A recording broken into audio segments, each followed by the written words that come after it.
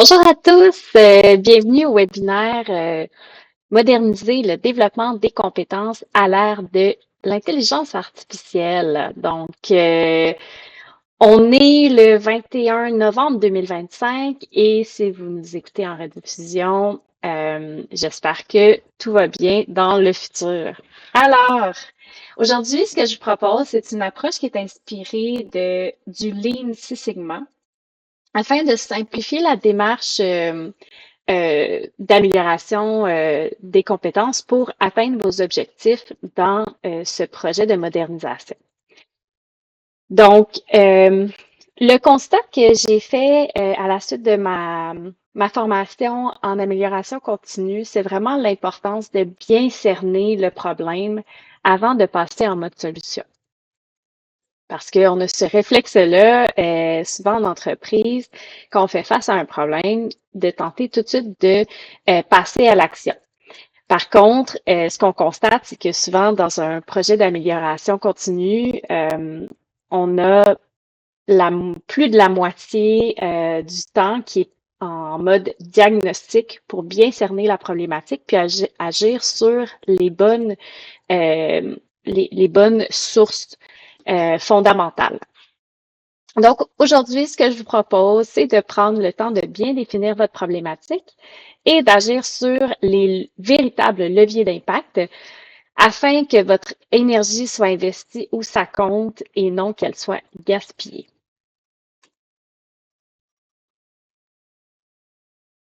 Donc, ce que je vous invite à faire pour commencer, c'est de dessiner, prendre un bon vieux papier crayon.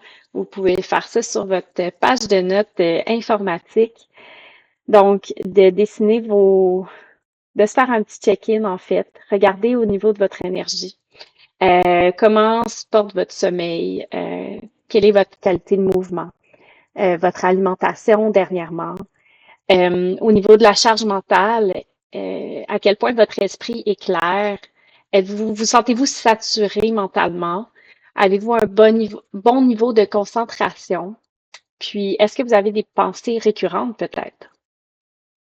Au niveau de la motivation, euh, quel est le sens de votre travail actuellement? Êtes-vous enthousiaste à vous lever le matin puis aller travailler? Vous sentez-vous aligné au niveau de vos valeurs? Donc, je vous invite à faire une petite pause dans la vidéo, prendre le temps qu'il faut pour faire cet exercice-là, puis ensuite, on pourra démarrer.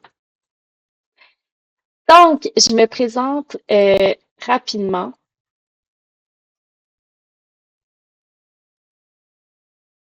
Voilà. OK. Donc, je me présente rapidement. Mon nom, c'est Eliane. J'ai passé 10 ans en entreprise là, dans mon parcours professionnel, vraiment. Donc, en gestion des ressources humaines, dans les milieux manufacturiers, aussi dans le domaine de la santé, des services. Et j'ai occupé différents rôles en ressources humaines euh, pour avoir touché vraiment à tous les volets RH. Et j'ai décidé de me lancer à mon compte cette année, vraiment portée par cette envie d'accompagner les équipes en ressources humaines à créer des milieux de travail où les gens peuvent vraiment s'épanouir. Puis je suis convaincue que ça part par soi-même, en fait. Donc, j'ai moi-même vécu à un rythme qui, à la longue, on s'en rend pas compte sur le coup, mais qui est pas soutenable. Prendre du recul est devenu vraiment essentiel pour moi pour avoir un impact durable. Et aujourd'hui, ben, je voulais vous partager ce que j'ai appris en chemin.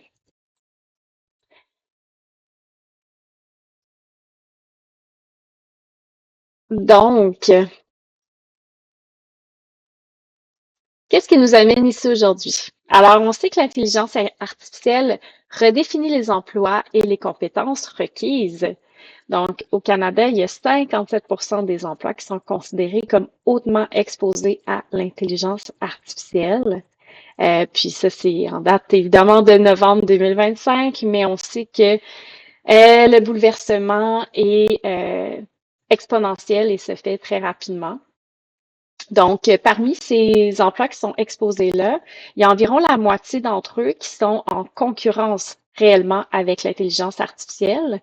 Donc, c'est-à-dire qu'il y a des tâches clés pour être automatisées avec peu de jugement humain requis. Alors que l'autre moitié de ces emplois-là qui sont exposés à l'intelligence artificielle, c'est des rôles qui vont être augmentés par l'intelligence artificielle. Donc, où est-ce que la technologie va venir soutenir le travail, donc automatiser ce qui est répétitif, libérer du temps et permettre plus de jugement, de créativité et d'interaction humaine. Donc, face à ces transformations des rôles, on sait que les compétences qui sont valorisées évoluent. Donc, on valorise principalement l'apprentissage rapide, la pensée critique, la collaboration, pour n'en nommer que quelques-uns.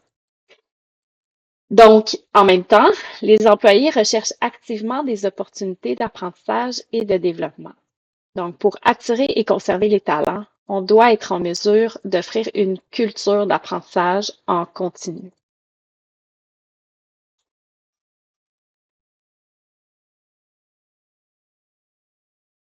Donc,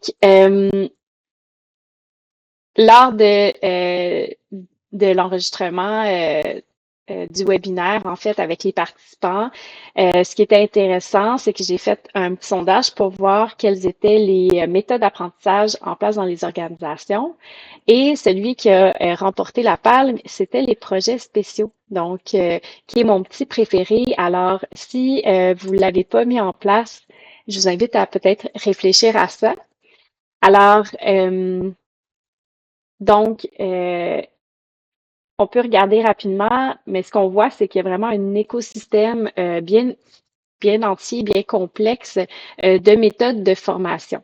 Donc, évidemment, de méthodes d'apprentissage. Parce qu'en fait, la formation, euh, c'est pas mal la première chose à laquelle on pense quand on dit développement des compétences.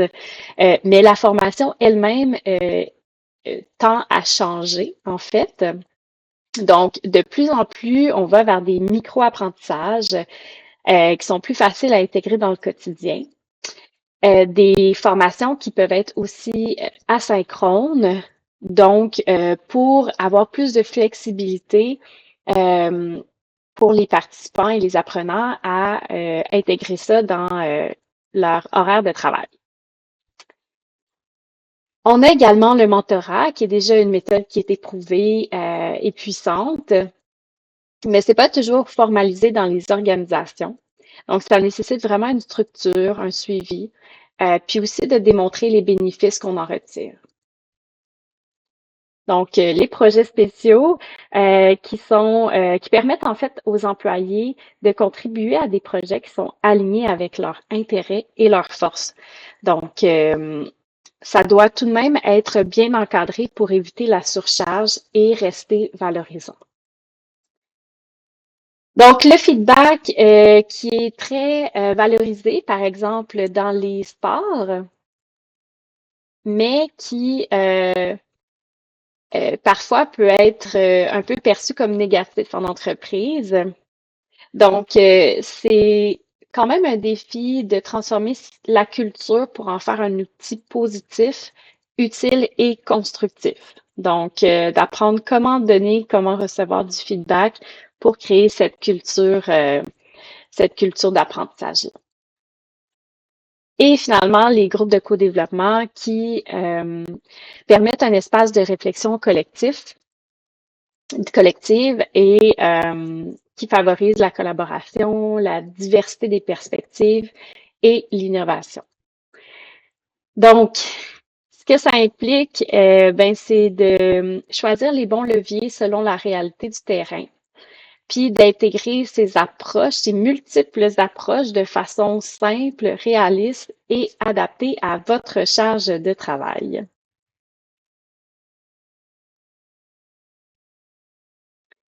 Donc, pour commencer, je vous propose de regarder plus précisément votre contexte organisationnel, maintenant qu'on a compris un petit peu plus à, à haut niveau le contexte général. Comment ça se traduit dans votre organisation? Donc, L'objectif, en fait, c'est de cibler votre source de défi.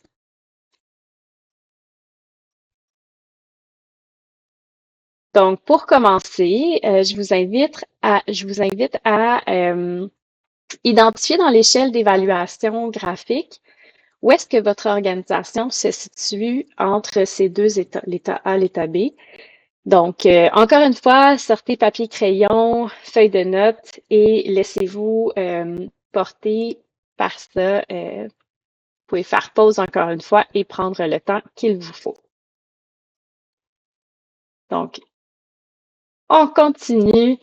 Euh, Ensuite, dans le fond, c'est de voir comme, évidemment, pour qu'un projet ait l'impact, tu sais, qu'on ait l'influence de la haute direction dans notre projet, ben il faut l'aligner au plan stratégique. Donc, ce que je vous propose de faire, c'est de prendre le plan stratégique qui peut être généralement sur 5 ans de l'organisation, puis voir comment est-ce que ça impacte le développement des compétences. Donc, ça vous permet de faire des liens, puis d'aller vraiment chercher ce levier-là là, d'influence. Après ça, ben, quels sont les grands projets actuellement ou à venir? Est-ce qu'il y a eu des changements qui nécessitent une adaptation au niveau du développement des compétences? Donc, comment ça se rapporte en termes de défis pour l'organisation? Et un principe qui est fondamental, c'est d'aller vraiment sur le terrain pour comprendre et valider ces perceptions qu'on peut avoir, parce que ben, des fois, on a simplement une version, un côté de la médaille, comme on peut dire. Donc, c'est d'aller questionner les gens, sortir de son bureau et de son écran. Ça fait du bien aussi au mental. Puis d'aller sonder les employés concrètement, là, comment ça se vit, quels sont leurs défis. Nos gestionnaires, de leur côté, comment est-ce qu'ils envisagent tout ça? Et au niveau de la haute direction aussi. Donc, d'avoir vraiment une vue d'ensemble pour nous permettre de vraiment bien comprendre. Donc, ce que vous avez noté, dans le fond, je vous invite à aller le tester vraiment, à aller écouter ce que les gens ont à dire sur le plancher des vaches, comme on dit. Donc, c'est vous, au bout de la ligne, qui êtes au cœur de la transformation. Donc, ça, vous pouvez la subir et où vous pouvez vous réaliser là-dedans. Parce que je réalise en fait qu'on a souvent des objectifs professionnels qui nous sont assignés, mais on a aussi des ambitions personnelles. Donc, que parfois on peut les écrire, des fois on les a en tête, mais on les a pas nommés nécessairement. Euh, mais la clé du succès, selon moi, c'est vraiment d'aligner ces deux missions-là pour que la passion et le plaisir embarquent réellement. Puis c'est là qu'on est moins à risque d'épuisement aussi, quand on y prend du plaisir puis qu'on se réalise à travers ça. Donc, on va essayer de voir comment est-ce que vous pouvez intégrer votre touche magique là-dedans.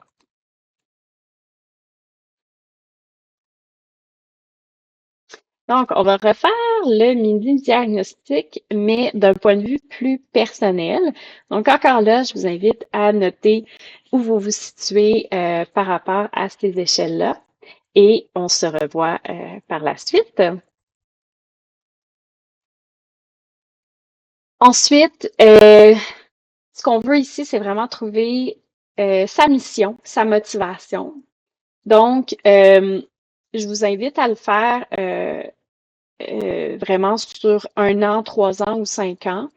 Le 5 ans est vraiment primordial pour avoir vraiment cette vision long terme-là et non uniquement court terme. Donc, si vous auriez Si vous aviez à en choisir un seul, je vous suggère de visualiser vraiment dans 5 ans. Dans le fond, qu'est-ce que vous voulez avoir réalisé? Comment est-ce que vous vous sentez là-dedans? Puis comment se passent vos journées? Puis ensuite, là, vous pourrez encore une fois prendre le temps de faire l'exercice. Mais qu'est-ce que vous devez mettre en place pour y arriver? C'est quoi les ressources que vous avez besoin? Puis surtout, comment est-ce que vous allez savoir que vous avez réussi?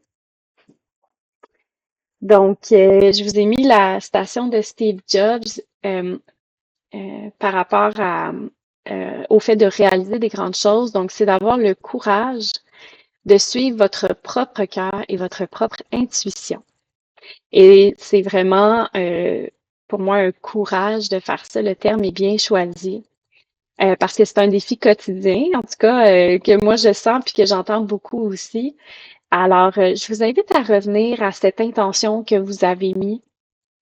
Donc, de vous laisser pas loin là, vos notes d'aujourd'hui, de les conserver, puis de revenir à cette intention-là à chaque fois que vous vous sentez désaligné, vous avez besoin de sens, parce qu'au bout de la ligne, c'est un petit peu ça votre moteur euh, pour vous épanouir là, là-dedans.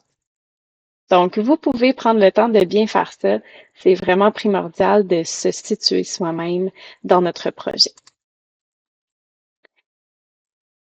Donc, maintenant qu'on a plus conscience de notre environnement et de notre réalité, avant de passer à l'action, il faut faire de l'espace en fait pour focuser vraiment sur qu'est-ce qui est important. Parce que évidemment, le défi, c'est vraiment de trouver le temps pour mettre en place notre projet. Donc,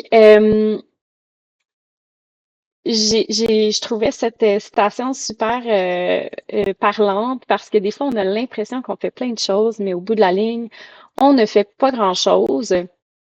Donc, j'ai créé un petit document pour vous permettre d'avoir un visuel comme ça de où va votre temps. Donc, si vous êtes intéressé à l'avoir, écrivez-moi, puis je vais pouvoir vous l'envoyer, ça va me faire plaisir, en format Excel, donc vous pourrez modifier tout.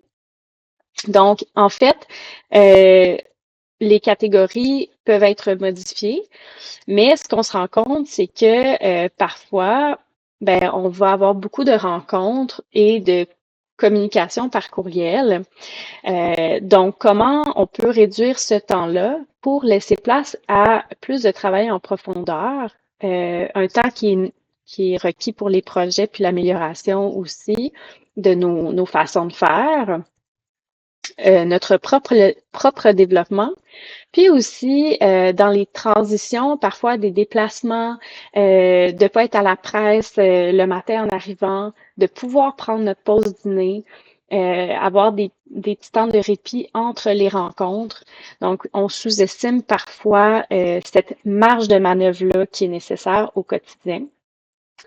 Donc, pour le faire, ça semble un petit peu lourd, mais en fait, si vous notez dans votre Outlook euh, vos, euh, vos rendez-vous, puis vos blocs de travail aussi, à la fin de votre journée, vous pouvez simplement faire un screenshot de ça et puis le donner, par exemple, à ChatGPT avec le gabarit ici, puis vos catégories que vous pouvez modifier ici.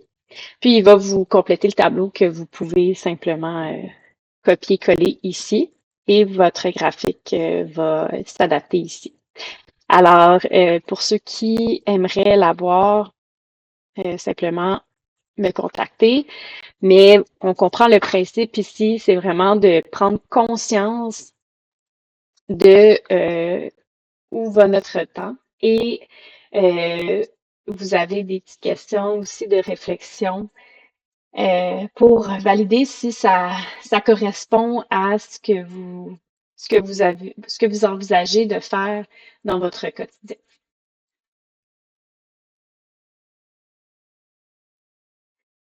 Donc, euh, plus précisément par rapport à votre projet, L'objectif, c'est vraiment d'identifier le facteur sur lequel travailler qui aura le plus d'impact. Donc, vous pouvez faire des sondages ou partir des données que vous avez déjà. Vous pouvez aussi faire des focus groups pour aller vraiment chercher des informations, des faits valides en fait. Et je vous suggère vraiment un visuel qui est très simple, mais qui est très parlant. Euh, donc, c'est le visuel du Pareto pour aller segmenter peut-être des éléments de votre processus et de les quantifier, puis d'identifier vraiment où est, dans cet exemple-là, c'est un irritant, mais ça pourrait être où est le nombre d'erreurs le plus fréquent, une perte de temps qui est générée. Donc, ça peut se faire dans différents points de vue, mais l'objectif, c'est de vraiment cibler un élément sur lequel travailler, parce que sinon, ben, on sait que les gens ont des demandes sur tout. Donc, c'est vraiment d'aller préciser c'est quoi l'élément le prioritaire, là, finalement. Et évidemment, on focus là-dessus euh, pour générer le plus de résultats. Donc, je vous invite donc à clarifier le cadre de votre projet en allant valider ce qui a émergé aujourd'hui sur le terrain. Puis une fois que c'est bien défini, ben là, on peut passer à l'action. Et là, je voulais faire une petite mise en garde, c'est que si on prend une solution qui est tendance, hein, parce qu'il y a beaucoup d'options actuellement de ce qu'on peut mettre en place pour automatiser. Mais si vous l'appliquez sans avoir bien défini votre besoin, c'est là souvent qu'on va s'épuiser et qu'on n'aura peut-être pas les résultats escomptés. Donc, je vais pouvoir vous partager des petites démos de 4 outils au niveau qui sont vraiment spécialisés au développement des compétences. Donc, on a d'abord 365 talents qui est qui est très complet. C'est une plateforme de gestion des compétences. Donc, je vais vous montrer la démo parce que c'est assez clair comment c'est fait. Alors,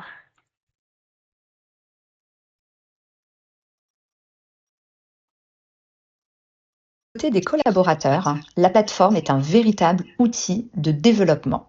Chaque salarié peut commencer par renseigner ses compétences, ses expériences et ses intérêts. Ensuite, grâce à l'intelligence artificielle, la plateforme va lui suggérer des compétences à développer, des postes ou des métiers potentiels vers lesquels il peut aller, ainsi que des formations adaptées à ses besoins. Tout est personnalisé selon le parcours et les objectifs du collaborateur, permettant à chacun de découvrir le champ des possibles au sein de son entreprise. 3,1459265358979. Ça, c'est un enfant qui a utilisé. Par exemple, si un collaborateur montre un intérêt pour la gestion de projet, mais n'a pas encore d'expérience directe en gestion de projet, la plateforme pourrait lui suggérer des formations spécifiques, voire même des métiers en interne pour lesquels il pourrait se projeter une fois qu'il aura acquis cette nouvelle compétence. C'est un accompagnement sur mesure qui encourage la mobilité interne, l'évolution professionnelle et surtout le fait que chaque salarié est co-constructeur de son parcours. Côté RH et manager, une plateforme de gestion de compétences permet évidemment de prendre des décisions éclairées grâce à des analyses qui sont basées sur des compétences et sur les aspirations des équipes. Grâce à l'intelligence artificielle, on a enfin accès à des benchmarks externes pour comparer les compétences de nos talents avec celles du marché, ce qui nous aide évidemment à anticiper les besoins futurs en recrutement et en formation et en acquisition de compétences, notamment les compétences émergentes. L'IA assiste également dans la planification des ressources en suggérant des profils internes qui correspondent aux postes vacants ou aux missions pour lesquelles nous devons staffer des équipes, ou alors en identifiant les compétences manquantes dans l'équipe, nous permettant ainsi de combler les gaps. Enfin, La plateforme permet aux managers d'avoir une vue d'ensemble des compétences de leur équipe, facilitant l'identification des talents à développer ou les opportunités de mobilité en interne. Tout cela dans un objectif de croissance et d'épanouissement professionnel, le tout aligné avec les besoins stratégiques de l'entreprise. Alors, donc ça me donne Voilà, une bonne compréhension de l'outil. Maintenant, je voulais vous partager aussi Simbel, qui est très puissant au niveau de l'agent IA. Ça va venir automatiser en fait plusieurs tâches justement qui sont dans votre assiette dans la gestion des formations. Donc, celui-là, il n'y a pas de démo particulière, mais je vous invite à l'explorer si vous voulez vraiment quelque chose qui est puissant au niveau de l'agentique. On a Coursebox qui est vraiment un générateur de contenu, de cours interactifs à partir de contenu. Donc, je vais vous montrer ce que ça donne. Click on the Create button. Choose from over 900 available languages. Enter a few words describing your course, the duration, and finally the audience. Now let Coursebox AI generate your course design. You can see the AI has written a title, description, objectives, tags, as well as the structure of your course broken down into lessons, topics, and quizzes. Make edits to the text if you would like to, or alternatively redo your entire prompt for a whole new course design. For extra customization of your course structure before prompting the AI, make edits in the advanced settings by clicking on the settings icon. Once you're ready to work on the content of your course, click Save and generate your lessons. If you decide to leave this box ticked, the Coursebox AI will create a draft for every single one of your topics, including the quizzes. You'll need to wait a few minutes to let the AI do its thing, but once it's complete, you will see that content has been created for each of your topics. Make whatever edits you need to the structure and the content of the course. Make it visual by uploading or embedding videos and images, or attach some of your existing files like slides. Need to add more lessons and topics to your course, and want AI to help create the content again. Simply click on the AI Writer button to let AI write a draft for you within the editor, for either text or quizzes. Donc, Preview your course in voilà. Alors, on voit que ça permet vraiment de générer des cours plus rapidement. Et pour les créateurs de vidéos, il y a Eli qui est qui a une approche très pédagogique que j'aime bien. Donc, je vais vous montrer ce que ça donne. Welcome to Ally. Have you ever imagined being able to create amazing videos with real people in a couple of clicks? Now, with the help of AI, you can create interactive avatar-based videos in minutes just from text. Say goodbye to costly studios, equipment, and real actors. Just follow these 3 steps. Choose a presenter from the library, add some text and visuals for slides, and here we go. Hey, my name is Dylan, and I'm your digital video presenter. You can also generate a script from text or URL input, add quizzes and interactive elements, and create avatar dialogues inside the video in minutes. Hello, Dylan. What's up, Gia? Interested? Sign up and try it for free now. Bye-bye from Ally.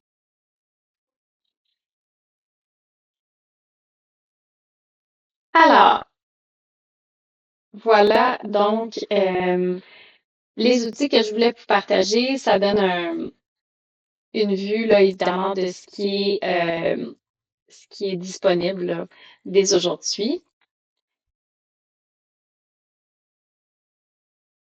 Et je voulais aussi vous partager cet arbre de décision de Kaizen Radical que je trouve vraiment bien fait et qui vous permet en fait de sélectionner ce que vous voulez automatiser. Donc, c'est vraiment important de se demander en fait de ne pas utiliser l'intelligence artificielle sans peut-être cette cette prise de conscience de quelle est la valeur de l'humain, de notre travail, de notre raisonnement humain, et de pas commencer à l'utiliser juste quand ça semble logique. Donc, pour réfléchir à ça, dans le fond, la première question à se poser, c'est si c'est utile. Donc, évidemment, si c'est pas utile, on va tenter d'éliminer la tâche. Et des fois, on fait des choses par automatisme parce que ça a toujours été fait comme ça, mais en réalité, c'est vraiment primordial de se poser cette question-là en équipe pour être bien aligné. Ensuite, on se demande, est-ce que ça se répète souvent? Et si non, dans le fond, c'est qu'on n'aura pas, on va mettre de l'énergie sur quelque chose qui aura pas, qui se répétera pas assez souvent pour qu'on voit un gain de temps. Là, ensuite, c'est la question clé, si c'est la touche qui te rend unique. Puis des fois, je trouve qu'on sous-estime, en tout cas, moi, j'avais cette tendance-là à sous-estimer. Puis, c'est par l'expérience, je pense qu'on peut établir qu'est-ce qui, dans les moyens de communication, par exemple, au moins, c'est de peut-être faire une base qui nous ressemble, parce que honnêtement, ça peut se sentir juste dans des courriels, des mémos. Donc, en tout cas, il faut trouver sa façon de faire. Mais moi, des fois, je sais que j'avais tendance à me dire, ben non, c'est pas ça qui change tout. Mais en fait, dès qu'on est dans une interaction, souvent, ça va être les gens sentent quand c'est l'intelligence artificielle qui le fait et non nous. Donc, est-ce que c'est simple? Est-ce que c'est facile à expliquer à un enfant?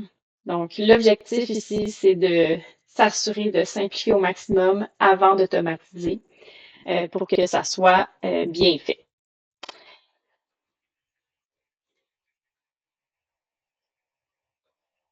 Donc, je voulais vous partager ici la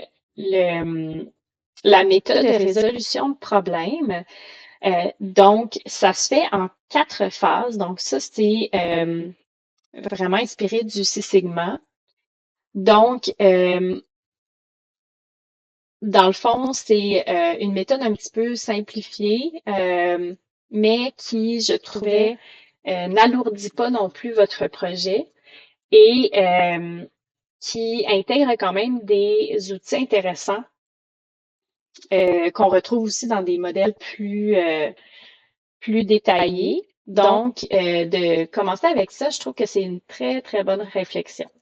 Donc, dans le fond, pour débuter, c'est de définir le problème. Donc, comme on l'a dit au départ, il faut vraiment bien aller quantifier, en fait, des faits. Donc, on va répondre grosso modo ici aux questions qui, où, quand, comment, combien et pourquoi. Donc, quel est l'impact? Alors, juste ça, des fois, ça peut amener des discussions parce qu'on vient délimiter un petit peu notre projet. Donc, il n'y a pas une façon de faire. Donc, c'est vraiment d'aller chercher les informations pour avoir cette compréhension-là. Ensuite, ça, c'est facultatif, mais idéalement, si vous avez des données, de les présenter en format graphique comme ça vient vraiment supporter votre projet puis donner du poids et vous permettre surtout de mesurer vos actions. Donc, pour voir l'amélioration dans le temps. Donc, une fois que vous avez défini votre problème, vous pouvez vous faire, en fait, c'est qu'il faut trouver la cause fondamentale. Donc, pour ça, on va commencer par un brainstorm, qui est le visuel ici de l'Ishikawa. Donc, on a des catégories qui sont précisées. Ce sont des suggestions qui englobe généralement l'entièreté des possibilités. Mais c'est plus pour donner de l'inspiration, vous n'êtes pas restreint à ces catégories-là. Et dans le fond, ce qu'on veut, c'est de sortir des causes possibles de notre problématique. Donc, qu'est-ce qui cause un volume trop élevé de solutions d'apprentissage pour un même besoin? Donc, on va aller identifier, sortir ces causes-là en équipe. Ça peut être une équipe d'environ 3 personnes qui connaissent bien le processus et qui vont pouvoir identifier ces causes possibles. Ensuite, pour les causes qui peuvent générer des solutions ou qui nous parlent plus, ben on va aller chercher la cause fondamentale grâce aux 5 pourquoi. Et on appelle ça les 5 pourquoi, mais il n'y en a pas nécessairement 5. L'objectif, c'est simplement de se dire qu'est-ce qui fait que les critères de sélection ne sont pas clairement définis. Puis ensuite, on va trouver vraiment la cause racine et c'est sur elle, en fait, qu'on va travailler. Parce que si on travaille sur parfois dans le fond, s'il y a de la boucan, ben c'est ça. C'est d'aller travailler vraiment pas sur les résultats ou ce que ça génère, mais vraiment sur la cause racine pour s'assurer que ça ne se reproduira pas. Parce que si on fait juste éteindre ben c'est ça. Je pense que mon analogie fonctionne pas, mais en tout cas, on comprend. Ensuite, la troisième phase, en fait, c'est là qu'on va passer à l'action. Donc, pour l'instant, on a réfléchi, on a identifié notre problématique et notre cause racine, mais on n'est pas encore passé à l'action. Et ça, on s'entend que ça peut prendre quand même quelques semaines pour réaliser ça. Donc, ensuite, on peut créer une action temporaire. Une fois qu'on a bien identifié la problématique, qu'est-ce qu'on peut faire pour limiter les erreurs peut-être d'ici là? On va sortir plusieurs options d'action corrective parce que des fois, on va dire problème, solution, mais en fait, c'est important vraiment de ne pas se limiter dans les solutions qui sont possibles, mais plutôt dans ce désir d'innovation-là, de vraiment prendre le temps de d'explorer différentes solutions. Donc ça peut se faire, encore une fois, en équipe. Et, donc ce serait ici. Puis, on peut utiliser une matrice de décision aussi qui est plus basée sur des critères, puis ponctués, là, en fait, d'avoir une pondération pour déterminer quelle sera la solution qui va, pour nous, être la plus pertinente. Puis, à partir de là, une fois qu'elle est identifiée, on se fait un plan d'action. Celui-ci est très haut niveau, on s'entend, mais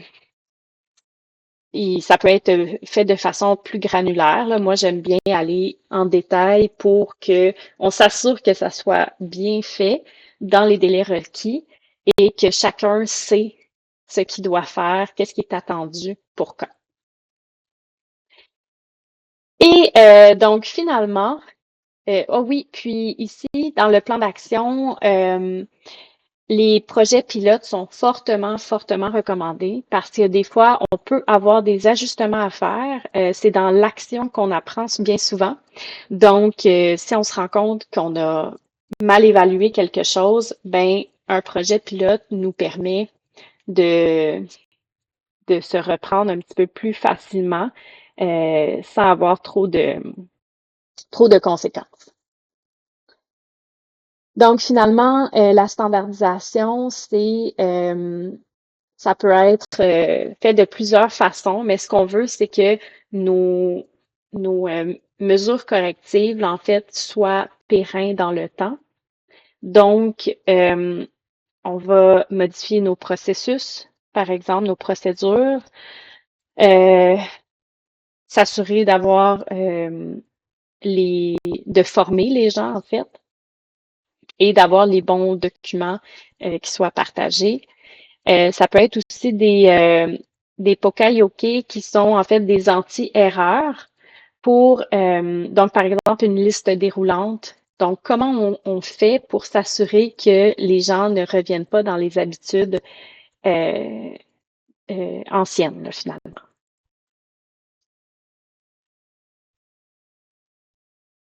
Donc, ce que je vous propose, c'est de vous engager envers vous. Donc, d'ouvrir votre agenda, de définir vous, c'est quand que vous avez mentalement l'espace pour travailler sur des projets d'amélioration. Donc, pour moi, je sais que c'est le matin. Euh, Peut-être que vous, c'est à un autre moment. Euh, Puis c'est quoi aussi le temps que vous avez, que vous savez que vous pouvez sortir du quotidien.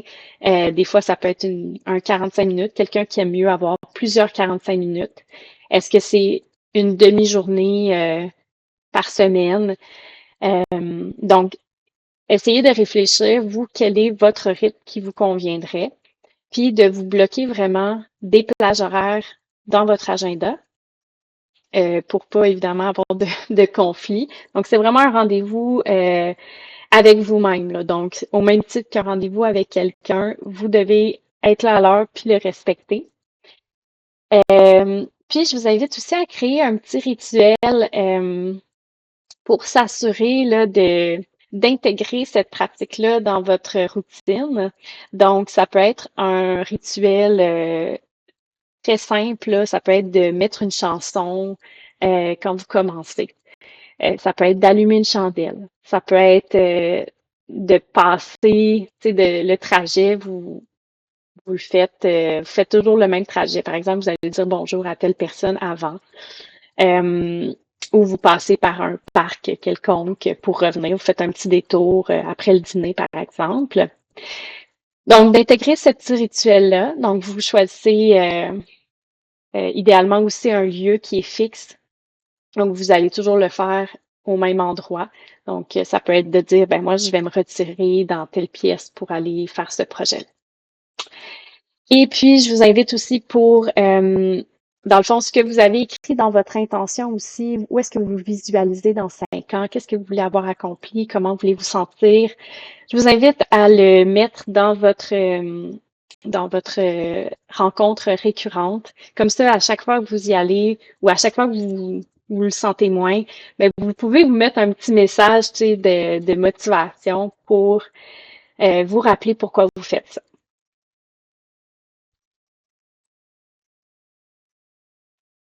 Donc,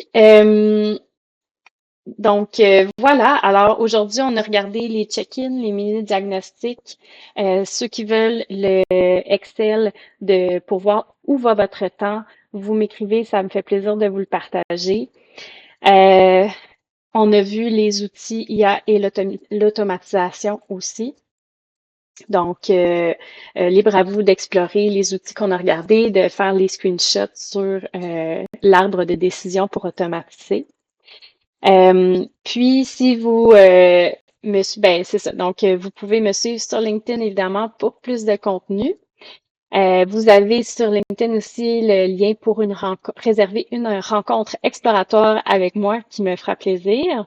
Puis vous avez aussi sur mon LinkedIn le lien sur le diagnostic. C'est un outil, un petit questionnaire gratuit, là, le diagnostic de vos processus RH.